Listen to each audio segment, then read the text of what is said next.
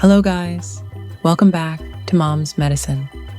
Today I'm going to be making one of my favorite deep hair conditioners using oats, aloe vera, 1 tablespoon of coconut oil, and 1 tablespoon of eucalyptus oil.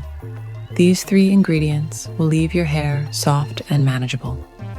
Oats are enriched with saponin, beta-glucan, and protein. All 3 chemicals will make an invincible combination that supports hair growth.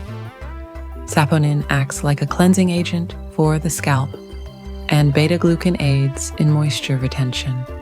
Aloe vera is loaded with nutrients that are essential for healthy hair and is also rich in vitamins A, C, and E, all of which are known for their importance in cell regeneration and strengthening of the hair follicles and protection of the scalp.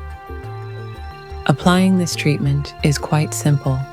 Rub the treatment into your hair and leave it in for at least 30 to 45 minutes while wearing a shower cap.